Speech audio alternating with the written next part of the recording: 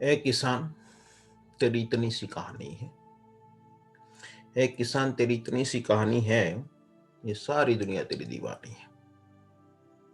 ये सारी दुनिया तेरी दीवानी है। पर चाहते तो हैं तुझे सब। चाहते तो हैं तुझे सब, पर ऊपर से। इसलिए आज तेरी आंखों में पानी है। इसलिए आज तेरी आंखों में पानी है। दोस्तों, नमस्कार। मैं हूं जयप्रकाश मित्तल और आपके साथ एक बड़ी पीड़ा शेयर कर रहा हूं।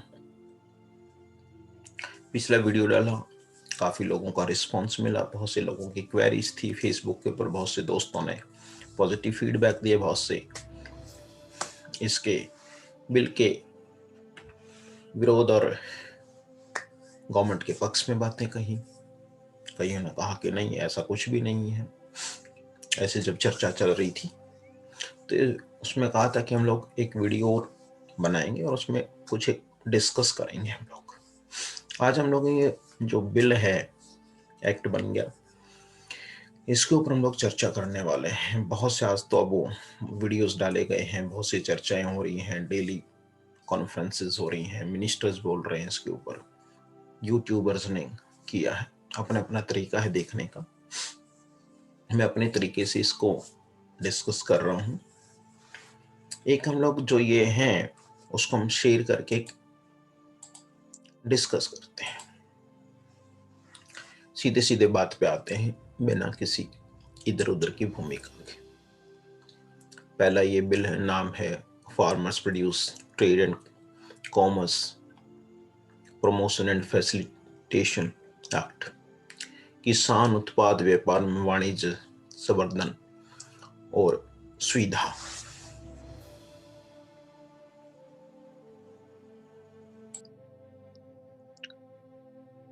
दोस्तों, हम लोग इसको समझते हैं। नाम है किसान उत्पादन व्यापार और वाणिज्य संवर्धन और सुविधा अधिनियम। नाम की तरफ हमने ज्यादा जाने की जरूरत नहीं, सीधे सीधे बात करते हैं। किसान देसी काम करता, देसी भाषा समझता। मैं हरियाणा से संबंध रखता हूं तो हो सकता है थोड़ा सा हरियाणा में टच भी होगा, बट हम कोशिश ऐसे करेंगे कि देश का, प्रदेश का और विश्व का हर कोना इसको समझ सके। बेसिकली यहाँ दिखने को दो पार्टीज हैं, एक हमारे पास गवर्नमेंट और दूसरा ये फार्मर। बट एक्चुअली में ये सिर्फ दो नहीं है, इनके पीछे, गवर्नमेंट के पीछे छिपा हुआ है कॉर्पोरेट सेक्टर। जो पीछे छिपा हुआ है वो दिखता नहीं है डायरेक्ट, बट उसके हिसाब से ये गवर्नमेंट काम कर रही है, उसका रिप्रेजेंटेटिव के फॉर्म में। कुछ लोगों को बुरा लगेगा, पर पूरा वीडियो सुनना, फिर जो भी आपके डाउट्स होंगे हम लोग डिस्कस करेंगे। एक हेल्थी डिस्कशन है। ये गवर्नमेंट, अब क्या है, फार्मर्स के साथ सिर्फ फार्मर है, पूरा हिंदुस्तान दिखने भर को है, बट जिस तरह का आना चाहिए स्पोर्ट इस तरह का नहीं। इसके साथ क्या करेंगे, कॉर्पोरेट पूरी लॉबी, गवर्नमेंट ने तो पास किया, नेचुरली गवर्नमेंट है। उसके अलावा जितने भी इकोनॉमिस्ट,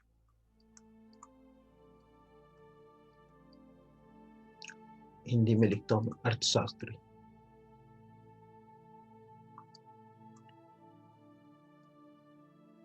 ताकि सबको ये समझ में आए। जितने भी अर्थशास्त्री, उसमें जो डाटा यूज किया जाता है उसको हम लोग स्टैटिस्टिक्स बोलते हैं, आंकड़े जिसको बोलते हैं। तो उसमें एक डेफिनेशन है स्टैटिस्टिक्स के अंदर कि स्टैटिस्टिक्स कैन बी मिसयूज्ड। उसको बड़े अपने ढंग से घुमाया जाता है और घुमाया भी जाता है, जा सकता है घुमाया भी जाता है। नेचुरली अर्थशास्त्री, ऐसे तो कोई अर्थशास्त्री है नहीं जो खेतों में किसानों के पास रहे हों, खेतों में रहते हों, किसानों के पास आकर के मिलते हो, कोई पॉलिसी बनती हो और उनसे पूछे भाई आपकी क्या प्रॉब्लम है, क्या हमने सोल्यूशन करना चाहिए, आप बताइए, अपना फीडबैक इनपुट्स दीजिए। ऐसा तो कुछ होता नहीं। हाँ, बट ये जितने भी अर्थशास्त्री हैं, चाहे अहमदाबाद से पढ़े हों या IIT से, मैं IIMS इंदौर से पढ़े हूँ, मुंबई से पढ़े हूँ, MIT से पढ़े हूँ, लंदन स्कूल ऑफ इकोनॉमिक्स से हूँ, शिकागो से किए हूँ, बाहर की फॉरेन यूनिवर्सिटी से किए हूँ, बड़े हार्वर्ड है, जितने भी यूनिवर्सिटीज और पूरे वर्ल्ड की किंग स्कॉलर्स, बड़े बड़े इकोनॉमिस्ट हैं, बड़ी बड़ी डिग्रीज हैं सब। ये हार्वर्ड के हो सकते हैं और ये सिर्फ हार्वर्ड का है, ये हार्ड वर्किंग और इसके पास कुछ नहीं है, साफ दिल सीधी सी मेहनत। अब ये सब इनकी तरफ से लिखते हैं। अब इन्होंने क्या कहा कि भाई एक ये ऑलरेडी मंडी थी और दूसरी हम लोगों ने एक मंडी और बना दी, वो प्राइवेट मंडी, उसके अंदर कोई टैक्स वैक्स नहीं होगा। बट अब अपोजिशन किया है तो गवर्नमेंट के सामने प्रोटेस्ट कर रहे हैं फार्मर्स, तो उन्होंने कहा कि ठीक है स्टेट गवर्नमेंट चाहे तो इसके ऊपर लगाए। जो पहले वाली मंडी है, जो गवर्नमेंट मंडी है, इसके ऊपर मार्केट कमेटी होती है, ये अपने टैक्सेस चार्ज करेगी, रजिस्ट्रेशन होगा, सब फॉर्मेलिटीज होती है। और ये इसको प्राइवेट मंडी है, इसके ऊपर कोई टैक्सेस नहीं होगा, ये इसलिए कि ताकि फ्री ट्रेड हो सके, स्टेट की बैरियर्स खत्म कर दिए। कोई भी फार्मर जा सकता है, कहीं से भी माल को लेके कहीं भी बेच सकता है और कोई भी ट्रेडर भी ले जा सकता है। अभी हम लोग डाटा से सिद्ध करेंगे सब सारी चीजें। अभी मैं बीच में एक इकोनॉमिस्ट में भी एक वेट सुन रहा था, उसमें विजय सरदाना जी, उन्होंने कहा कि मैं अहमदाबाद से वो फैकल्टीज रहे हैं और उन्होंने कोट किया कि 3500 करोड़ 3,500 करोड़ अकेले बिचौलिए खा गए, आड़ती खा गए, किसके अंदर, पंजाब के अंदर फूड कॉर्पोरेशन ऑफ इंडिया ने उनको कमीशन दिया है।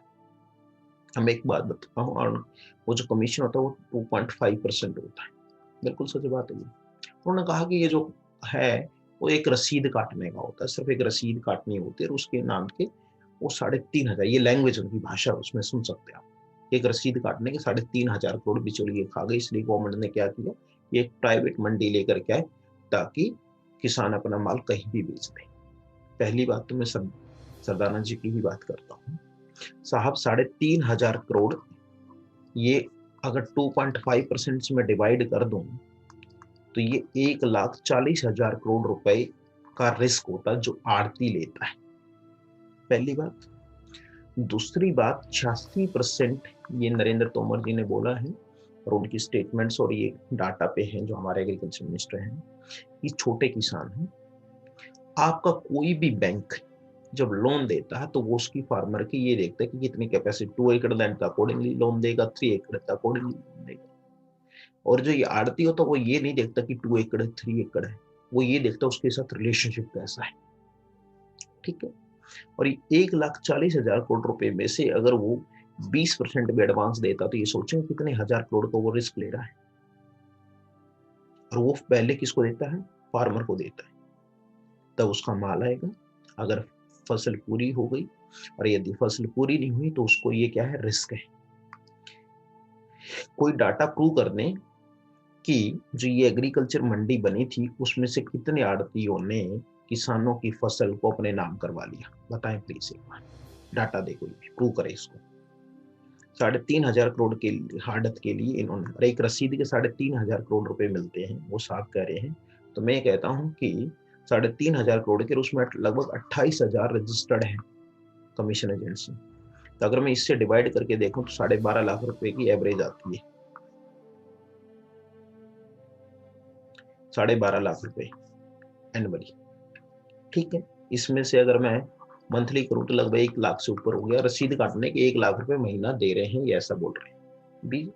40,000 रुपए महीने में आप हमें एम्प्लॉयमेंट दे दो साहब, रसीद काटने की कोई प्रॉब्लम नहीं है। आप दे दो एम्प्लॉयमेंट, पूरे इंडिया में कहाँ देना चाहते हो, सब लोग काम करने को तैयार है, 8-8 घंटे नहीं 10-10 घंटे काम करने को तैयार है, 40,000 रुपए महीना दे दो आप, पहली बात, यानी ये। दूसरा मैं इसका लॉजिक देता हूँ, ये रसीद काटने के नहीं है, ये वो पहले एडवांस देता है और रिस्क लेता है। फार्मर के साथ उसका फैमिली रिलेशनशिप होता है, और वो सिर्फ एग्रीकल्चर के लिए लोन नहीं देता, वो जितने भी उसके साथ फैमिली फंक्शन होते हैं उन सब के साथ करता है। और वो एक लिमिट भी ऐसा नहीं कि 2 एकड़ के लिए 2 एकड़ के हिसाब से 5 है तो 5 को, वो क्या करता है कि वो सिर्फ ये देखता है कि वो रिलेशनशिप है, तो वो कहता है कि आप रिस्क लीजिए, हम आपके साथ खड़े। एक बार फसल खराब हो गई तो अगली बार हम लोग आपको हेल्प करेंगे, वो 3-3 4-4 फसल तक उसकी हेल्प करता है। अब मैं आपको दूसरा एग्जाम्पल करता हूँ, जिन कॉर्पोरेट के आप लोग इकोनॉमिस्ट बनते होते हैं, क्या ये हमने 200 रुपए का रिचार्ज कराया, जियो, एयरटेल या किसी भी कंपनी का, और मेरा ये 28 दिन का रिचार्ज करते हैं, जबकि 30 दिन का एक महीना है या 31 डेज का, सिर्फ 28 दिन की एक फैब आती है, या 4 साल में 29 दिन की एक फैबरी आती है। हुआ क्या कि एक दिन होता ना तो पहले 3 दिन मैसेज आने कि आप अपनी इसको रिचार्ज करा लीजिए, नहीं तो आपका ये हो जाएगा। और एक दिन भी लेट होता है ना, तो ये 200 रुपए का रिस्क नहीं लेने को कंपनी तैयार है, जिसकी कई हजार करोड़ की कंपनी है। वो क्या करती है, सिर्फ इसके लिए, अगर मेरा 28 फेब को मेरा ये खत्म हो रहा है, तो 29 को, 1 तारीख को मेरे को मार्च पे क्या होगा, सुबह में मेरा फोन नहीं चल रहा होगा। ये रिस्क है कंपनियों का। और यहाँ वो, अगर इसमें इसका 20% भी लूं, तो 28,000 करोड़ रुपए का वो रिस्क लेके चल रही है। फार्मर्स रसीद का नहीं है। दूसरा, जो गेहूं आती है, कब आती है ये आती है अप्रैल के 10 तारीख पे। एक बार टेम्परेचर काउंट करना हरियाणा और पंजाब का पिछले 10 सालों का, और टेम्परेचर 44 क्रॉस कर जाता है, उसके अंदर ये काम करते हैं साथ में तुलवाने का, उसके रिस्क लेने का। और जब वो मंडियां भर जाती है ना बारिश के अंदर भी, तो ये उसके जब तक गोदाम के अंदर साथ में जाके खड़े होकर लगवानी पड़ती है। एसी के अंदर बैठ के नहीं होता ये रोड पे काम में। समझे बात को? कभी आप मंडी में जाकर के बैठना 1 महीने एक सीजन में, और फिर आप ये बताना कि हाँ इस तरह ही करके ना एक रसीद काटने का होता। भाषा बहुत आसान होती है साहब कहना। तो इस तरह फिर तो हम लोग डॉक्टर को भी कह दें, अरे 1 घंटे का आप किस बात के 5 लाख रुपए हार्ट ऑपरेशन का, या एक ओपीडी का 1200 रुपए, जो बड़े बड़े हॉस्पिटल्स हैं गुड़गांव के अंदर, दिल्ली के अंदर, पूरे इंडिया के अंदर, मैक्स की बहुत बड़ी सीरीज है, फोर्टिस की बहुत बड़ी सीरीज है, मैदानता यहाँ है और बड़े हैं, तो 2 मिनट तो गोली लिखने के लिए लगते हैं। काहे को भैया इस बात के पैसे लेते हो? फिर कहो उनको भी एक रसीद लिखने, 2 गोली लिखने की 1200 रुपए, कहो ना ये भाषा यूज करो ना। फिर आप किस बात का करते हो? तो आप लोग तो 2-2 ढाई लाख रुपए लेते हो दिन में, 3 लेक्चर लेने के एसी के अंदर, तो किस बात के पैसे? अब नया तो कुछ कर नहीं रहे लोग। ये बात है। अब इसका ये प्राइवेट मंडी वाला ये कॉन्सेप्ट समझ में आ गया होगा कि इतना आसान नहीं। अब दूसरी बात ये 28,000 ट्रेडर्स हैं, ये खुद नहीं खरीदते, ये मिलर या गवर्नमेंट खरीदती है। राइस या गेहूं गवर्नमेंट खरीदती है, धान गवर्नमेंट भी खरीदती है, कुछ प्राइवेट मिलर्स। और यहाँ क्या होगा कि 4 से 5 प्लेयर होंगे पूरी मंडी के अंदर, जो बाहर से आएंगे। मैं नाम कोट नहीं कर, चाहे वो अंबानी हो, अडानी या दूसरे बड़े बड़े कॉर्पोरेट्स होंगे। और आने वाले टाइम में एफडीआई भी कर देगी, फोन डायरेक्ट इन्वेस्टमेंट, बाहर की कंपनी जाके खरीद लो। ठीक है, आज पूरा वर्ल्ड, पूरी इकोनॉमी ग्लोबलाइज हो गई। आज जिनको बुलाया कल बाहर वालों को बुला देंगे। एक किसान है, 86% डाटा ये कहता है, छोटे किसान है जिसकी 2 से 4 एकड़ 3 एकड़ लैंड है, ये 2 लाख करोड़ की कंपनी के सामने, ये जो कॉन्ट्रैक्ट जो इसके सामने ये होगा, ये टिक जाएगा। ये आड़ती टिक जाएगा इसके सामने। ये कहते हैं कि चाहे इनको आप बेच लो, ये भी रहेंगी ये भी रहेंगी। बताएगा कोई? बोलते हैं ये 3 दिन के अंदर पेमेंट कर देंगे तो 3 दिन में, 3 दिन एडवांस भी कर देगी पेमेंट। लेकिन ये बताओ ना कि अभी के लिए क्या होगा कि जो ये बाहर वाले बड़े बड़े प्लेयर्स आएंगे, एक 28,000 के साथ कंपटीशन हो रहा है उस मंडी के अंदर, और एक सिर्फ 4 से 5 प्लेयर्स होंगे। ये सिंपल इकोनॉमिक्स है कि अगर मान लो फ्यू सेलर्स होते हैं लार्ज साइज के, जिसको ओलिगोपोली बोलते हैं, ठीक है, तो प्राइसेस को हाई रखते हैं बेचने के लिए, और यदि वो 4-5 ही खरीदने वाले होते हैं तो प्राइस को कम रखते हैं। सीधी सी बात है। अब इसका एग्जांपल, टेलीकॉम कंपनी कितनी है हमारी? 5-6 कंपनीज है। बोलते हैं कि इसके अंदर सब लिखा हुआ है कि कोई किसी को चीट नहीं कर सकता। चीट की अब देख लो, या आपकी कॉल हो रही है, पूरी कॉल 3 मिनट की, 1.5 मिनट की, 2 मिनट की कॉल है, 10 सेकंड के बाद कट गई, आपके पैसे कट गए। कर लो कंपनियों को। कितनी बार टेलीकॉम मिनिस्ट्री ने एड्रेस किया इस बात को, उसके बावजूद भी कुछ नहीं होने वाला। आपका नेट है, आपका 28 दिन का 30 दिन का रिचार्ज होता है, 10 दिन से बंद पड़ा है, कोई नेटवर्क नहीं आ रहा, पैसे लग रहे हैं, कर लो कंपनियों पे, कर दो केसेस, दिलवा दो न्याय। तो इसलिए पहली बात तो ये है कि ये जो है बड़ी जो प्लेयर्स आएंगे, ये बड़े प्लेयर्स सिर्फ इनको लूटेंगे। कई लोगों को ये था कि अरे आड़ती है वो, उन्होंने ये भड़का रखा, साहब आड़ती उन्होंने नहीं भड़का रखा। आड़ती और फार्मर, ये बात तो सही है कि आड़ती का साइज फार्मर से बड़ा है, ये बात तो सच है। और ये बड़ा होगा तभी तो पैसा दे पाएगा, अगर ये इससे पुअर होगा तो कैसे पैसा इसको देगा? हाँ, बट इस आड़ती का और जो ये 4-5 प्लेयर आने वाले हैं, इन लोगों का कोई कंपैरिजन ही नहीं है, अनइक्वल है। वो इतना अनइक्वल है, अगर यहाँ 28,000, 1,40,00,000 का, एक 1,40,000 करोड़ का है ये धान या गेहूं जो खरीदी है, उसके ऊपर जो बोल रहे हैं इसके हिसाब से, तो यहाँ ये सिर्फ 4 से 5 प्लेयर खरीद सकते हैं। एक ये फार्मर 28,000 को अप्रोच करेंगे, किसी भी आड़ती का इतना बड़ा साइज नहीं होता।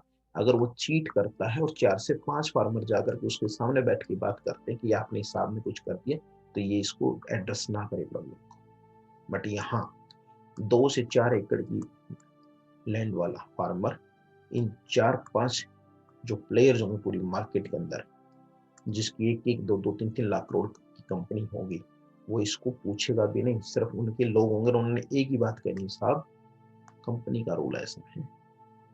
लेकिन यहाँ के केस में, आड़ती के केस में और फार्मर के केस में, यहाँ कोई उसके पास कोई नहीं होता, सिर्फ आड़ती सीधा होता है और या सीधा फार्मर, इन दोनों के बीच में कुछ नहीं होता। यहाँ से लेके इस फार्मर के बीच में और इस ओनर के बीच में कुछ है ही नहीं। सिर्फ ये सारे लोग एक ही नाम आता है, उसका नाम होता कंपनी। उनके नीचे वाले लोग 12-15 हजार के काम करने वाले होंगे, उसके बीच में कुछ नहीं। उन्होंने एक ही कहना, साहब कंपनी ने काट दिया, सब ऑनलाइन पे है, ऑनलाइन पेमेंट आ जाएगी। ऑनलाइन पेमेंट तो क्या प्रॉब्लम है, इतने बड़े घराने, क्या दिक्कत है। अब देखो ऑनलाइन कहाँ से आनी है, ये बैंक है 3% पे इंटरेस्ट पे सेविंग अकाउंट में लेता है हमसे पैसा, 6-7% की एफडी के ऊपर पैसा देता है। ठीक है, अब गवर्नमेंट ने क्या किया, सिलेंडर है उसके ऊपर 100 रुपए सब्सिडी दे दी। मान लो 10 करोड़ करेक्शन भी हो तो 1,000 करोड़ रुपए आता है, वो 100 रुपए कहाँ रहते हैं। पहले क्या होता था, 500 का सिलेंडर आता था, 100 सब्सिडी करके 400 का सिलेंडर आ गया। अभी क्या करा, 700 का सिलेंडर किया, 600 का सिलेंडर है, 100 रुपए सब्सिडी, 700 रुपए आप पे करो। लेकिन ये 100 कहाँ मिलेंगे आपको, घर में नहीं मिलेंगे, कम नहीं हुआ, ये अकाउंट में रहेंगे। लेकिन अकाउंट का पैसा किसके पास रहेगा, बैंक के पास है। और ये बैंक के पास फ्री के 1,000 करोड़ रुपए होंगे, और ये 1,000 करोड़ रुपए जो हो गए इस तरह करके कितनी बड़ी अकाउंट होगी। अगर 12 महीने की बात करूं तो 12,000 करोड़ रुपए हो गए, और ये सारा पैसा हमारा है, इस पर कुछ नहीं मिलना, 3% इंटरेस्ट मिलेगा मुश्किल से। और ये क्या करेगा, ये उठा के लाखों करोड़ रुपए जो इस तरह इकट्ठे होते हैं, जो सेविंग अकाउंट में पड़े होते हैं, जो छोटे छोटे लोग, किसी के 1,000 रुपए, किसी के 5,000, किसी 10,000 रुपए, ये बैंक उठा कर किसको देता, इन अंबानी अंडानी या बड़े बड़े अमीरों को। अकेले दो नहीं, और भी प्लेयर्स होंगे, या कोई आम व्यक्ति नहीं है जिसके पास जाकर के बैंक के अंदर उसने कहा जी 10,000 रुपए दे दो मेरे को सस्ते इंटरेस्ट के ऊपर। दूसरी बात, मैं बैंक को इसलिए कोरिलेट कर रहा हूँ क्योंकि इनका पूरा मकड़ जाल है बेसिकली। ये अकेला एक गेम नहीं है, बहुत सब गेम खेलते हैं। कैसे, बैंक के अंदर मैंने 1 लाख रुपए रखे, आप बोलोगे इनके साथ इसको क्यों मिक्स करा, इसलिए मिक्स करना क्योंकि मकड़ जाल ये किस तरह लूटते हैं बेसिकली पूरा ग्रुप करके। 1 लाख रुपए की है, और 7% मेरे को क्या मिलेगा, इंटरेस्ट मिलेगा एफडी के अंदर, हाईएस्ट इंटरेस्ट जो अभी चल रहा है।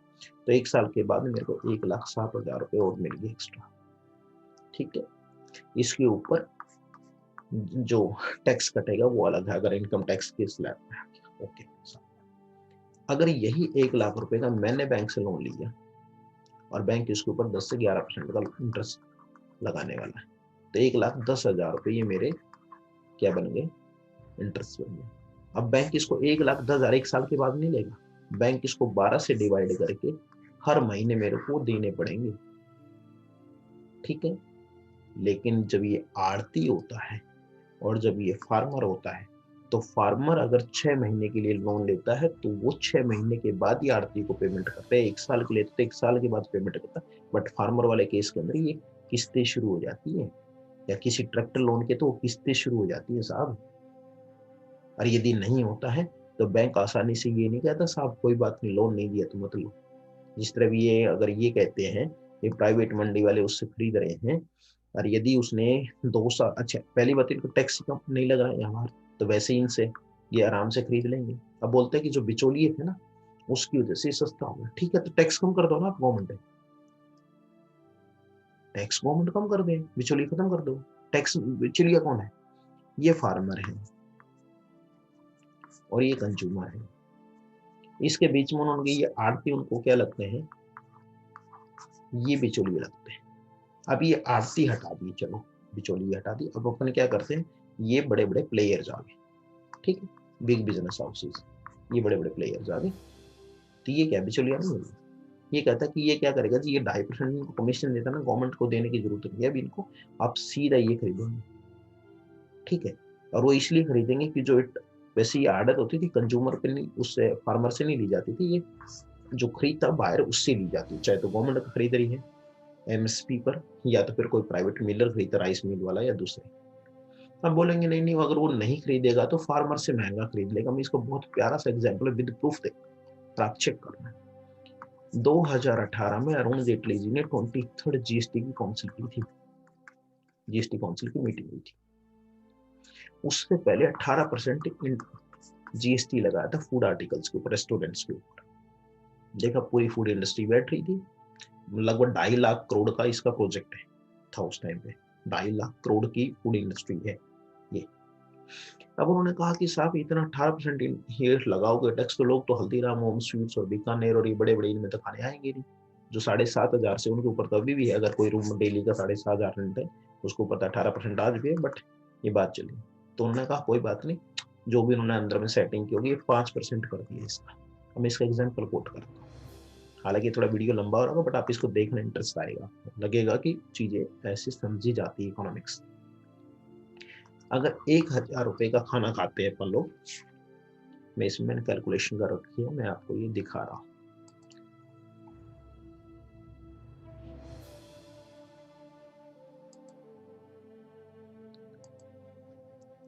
यहां देखो, अगर मैं 1,000 रुपए का खाना खा रहा हूं तो जब 18% टैक्स लगता था तो 152 रुपए में टैक्स के देता था, और 847 रुपए 45 पैसे वो मैं उनका बिल पे करता था। यानी मैं 1,000 रुपए दूंगा हल्दीराम को तो, बट हल्दीराम के अगर 152 रुपए पैसे एज ए सेल टैक्स, जिसको जीएसटी बोलते हैं आजकल सारे टैक्स मिक्स करके, वो गवर्नमेंट को देता था, उसके पास रहते थे 847 रुपए 45 पैसे।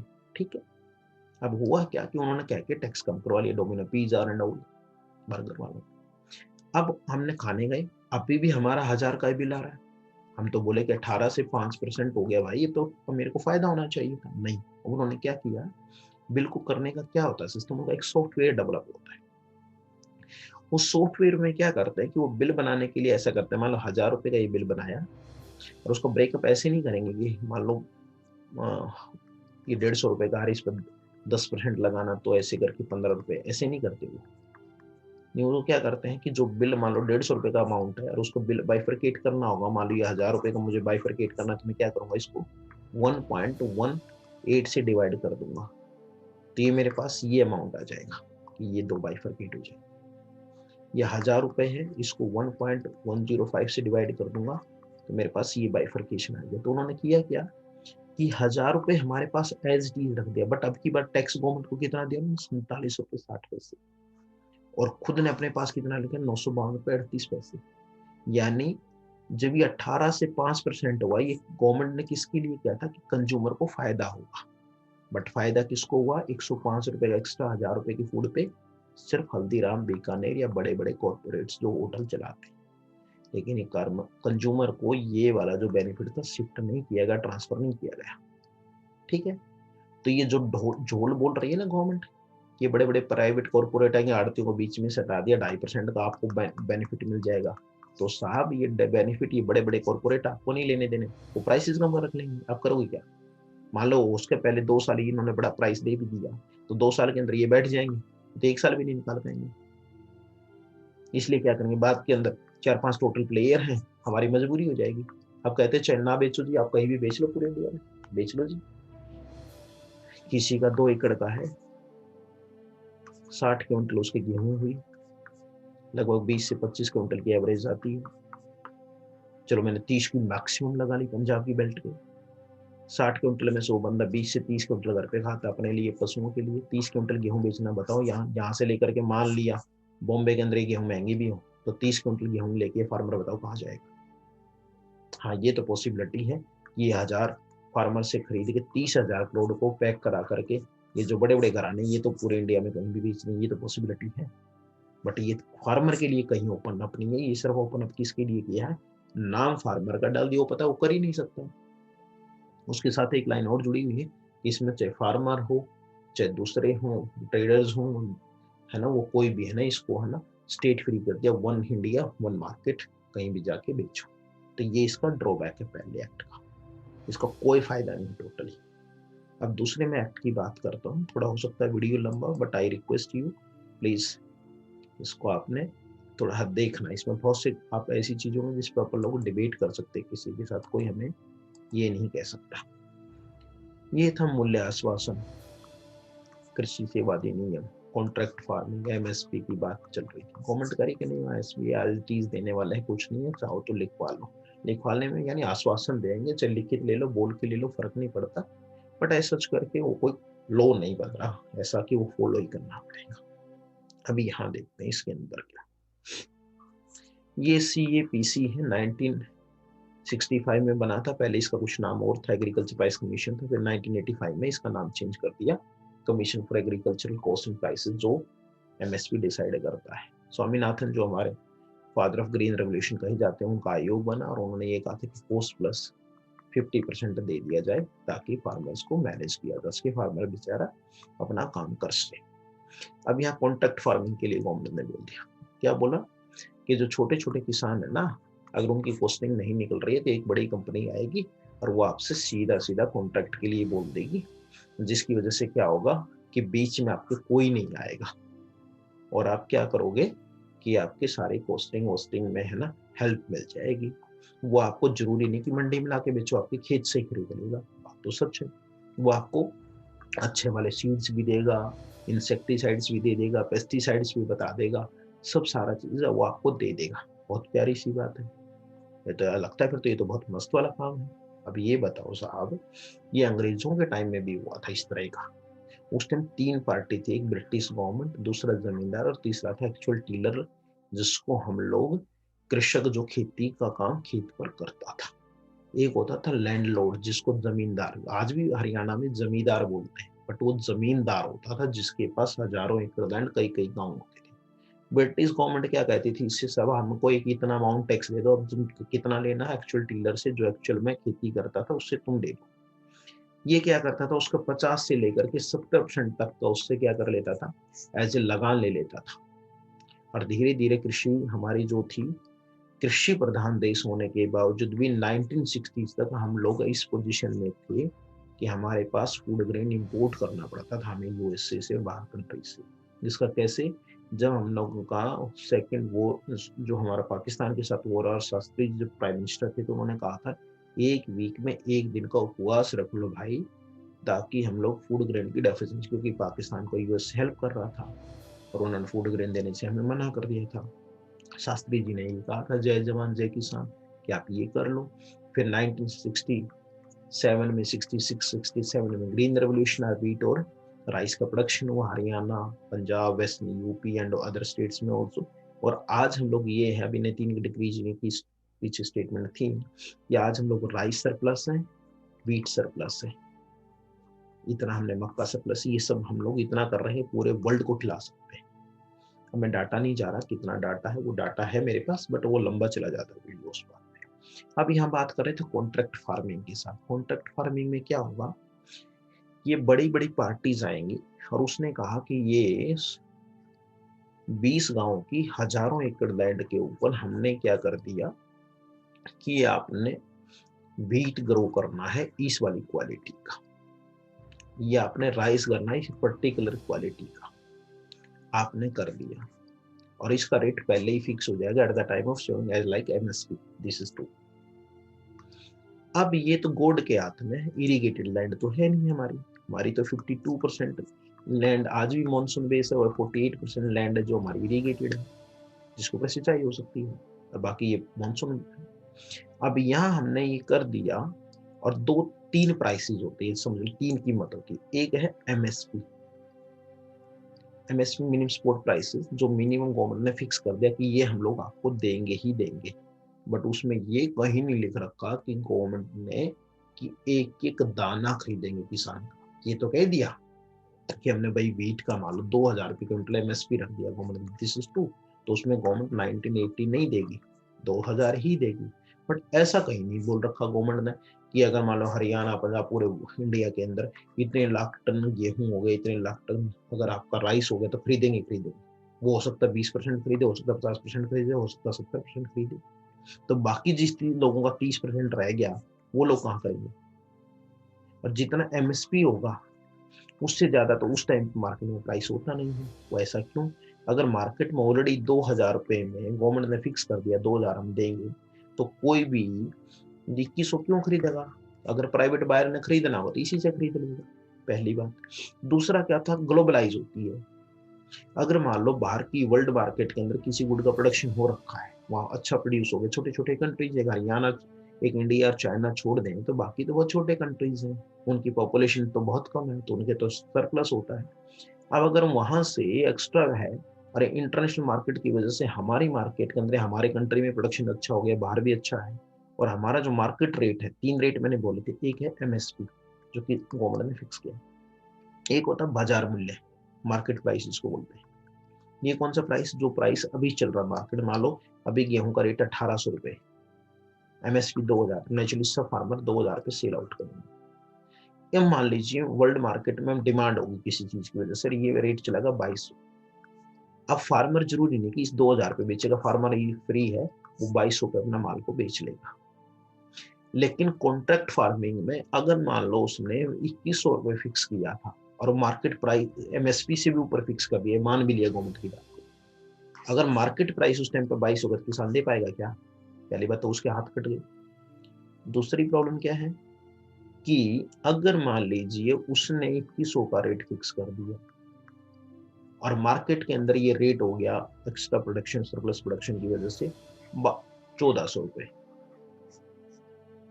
ठीक है, और ये कह दे कि आपकी जो क्वालिटी है ना साहब प्रोडक्ट की, वो सही नहीं है, ऐसा गवर्नमेंट भी कहती है। जा करके देखो धान के अंदर, मैं तो मंडी से बिलोंग करता हूँ तो मुझे अच्छे से नॉलेज इस बात की, कि वहां उसने एक कहना होता है कि जो ये है ना धान आपका, वो नमी बहुत है साहब, एक ही भाषा बोलनी होती है उसको, जो एग्रीकल्चर वाला आता है, ये हमारे बहुत नम है, देखो अच्छा सा नहीं है, इसने एक ही बात करी, ये तो बढ़िया क्वालिटी नहीं है, अंतर क्वालिटी की बात हुई थी, तो ये 1400 रुपए के ऊपर देना हो तो दे दो, या तो हम लोग नहीं खरीदेंगे।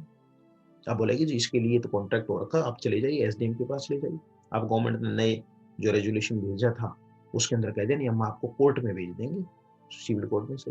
अरे भैया आप है ना एसडीएम नहीं, आप डीसी के पास चले जाओ, और ये एग्रीकल्चर मिनिस्टर के पास चले जाओ, और ये उस टाइम के देन प्राइम मिनिस्टर, जो भी उस टाइम प्राइम मिनिस्टर हो उसके पास चले जाओ। ये 2 लाख करोड़ की कंपनी है और इसके 20,000 के या 2 लाख रुपए के मान लो मैक्सिमम धान है, तो 2 लाख करोड़ कंपनी वाले की सुनी जाएगी कि इसकी पहली बात, और इसके पास जाने कौन देगा? यहाँ तक आप चले भी गई, ठीक है, यहाँ नहीं आप कोर्ट के पास चले गए, सुप्रीम कोर्ट के, हाई कोर्ट के पास गए, सुप्रीम कोर्ट के पास गए, जिस आदमी के 20,000 से लेकर के 2 लाख रुपए तक के गेहूं धान चावल कुछ भी होएगा, वो कोर्ट के चक्कर काटे या साहब वो अपना अगली बिजाई करे। और जिसकी ये कंपनी है ना बड़ी बड़ी, इनके permanent lawyers, permanent CA, permanent staff, marketing वाले सब खड़े रहते हैं। अभी इसको मैं एग्जांपल कोट करता हूँ। एक कंज्यूमर प्रोटेक्शन एक्ट होता है, कंज्यूमर राइट्स जिसको बोलते हैं लोग। उस कंज्यूमर राइट्स में क्या होता है, अगर आपको किसी ने कोई प्रोडक्ट दे दिया और उसमें फॉल्स इंफॉर्मेशन कर दी, या उसने वारंटी दी थी, गारंटी दी थी, या उसने जो चीजें बोलता है इसके अंदर ये क्वालिटी जरूर क्वालिटी नहीं है, उसने हमारे को चीट किया, तो हम लोग है ना जा करके गवर्नमेंट में उसमें कर सकते हैं। उसके है ना डिस्ट्रिक्ट लेवल के ऊपर भी होता है, स्टेट लेवल पे भी होता है, कमीशन होते हैं, और कंट्री लेवल पे भी होता है, नेशनल लेवल पे, वो अलग अलग है किसका कितना अमाउंट का वो कॉन्सेप्ट था, चीज थी। कितने लोगों को रिडेंसल हुआ, कितने लोगों ने जाकर के कहा कि साहब इसने मेरे को मोबाइल दिया था और ये तो खराब हो गया, अभी ये मेरी बात को टैकल भी नहीं कर रहा है। किसने बिगा लिया एयरटेल का, जियो का, वोडा का, आइडिया की, अगर वो पोल चल रही है और वो पोल कट गई या इंटरनेट की स्पीड नहीं आ रही, किसने क्या बिगाड़ दिया बताओ? क्या करते हैं? हमारा बिल तो जा रहा है। और कभी कभी तो ऐसा भी होता है कि आपने उस टाइम पे इंटरनेट की एकदम से जरूरत है और आपका इंटरनेट की नहीं आ रही, लेकिन पेमेंट तो लग रही है मेरी।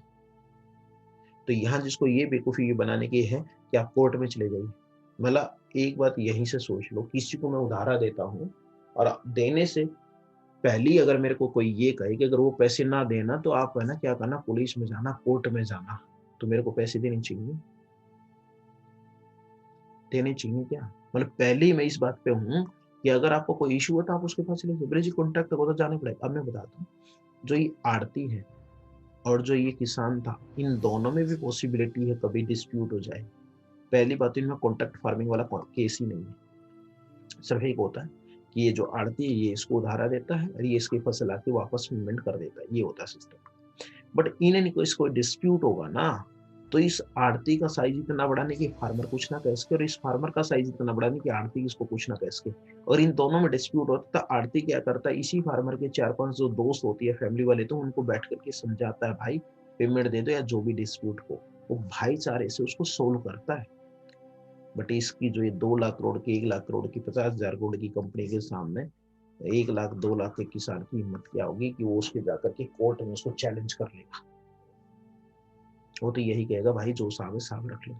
ये सिचुएशन ऐसी है। एक ना कहा वो सरदाना जी थे, एग्रीकल्चर इकोनॉमिस्ट, बता रहे थे उसको डिबेट वाले कि कहीं भी ऐसी लाइन नहीं लिखी हुई कि उसकी कुर्क कर देगा, कोई इसको पढ़ के बता दे। बिल्कुल सही बात है, कहीं नहीं लिख रखी, बिल्कुल सच बात है उनकी एकदम से। बट कोई ये बताएगा कि जब कोई भी मंत्री बनता है और उसमें कहीं लिख रखा है इसके ऊपर जो शपथ लेता तो ये भ्रष्टाचार नहीं करेगा, तो कितने मंत्री हैं, स्टेट के सीएम तक ऐसे हैं, या जो है ना जेलों में पड़े, वहां तो कहीं नहीं लिखा था कि ये लूट मचाएगा। जब ईस्ट इंडिया कंपनी आई थी उसने बोला जी हम लोग ट्रेड करेंगे, तो उसने तो नहीं कहा था, कहीं भी लेटर में नहीं लिखा हुआ था कि ये 150 साल तक राज करेंगे, नहीं कहीं भी लिखा हुआ है।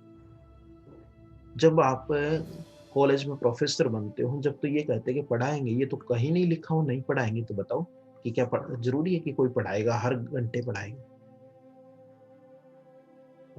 लिखी हुई कहाँ चीजों को माना जाता है? लिखी तो बहुत सी है, कॉन्स्टिट्यूशन में बहुत सी चीजें मान ली, सारी चीजें। चीजें लिखने से नहीं होती, उसके अंदर उस चीज की गंध कैसी आती है, उसकी नीयत कैसी, उस बात के ऊपर डिपेंड करता है।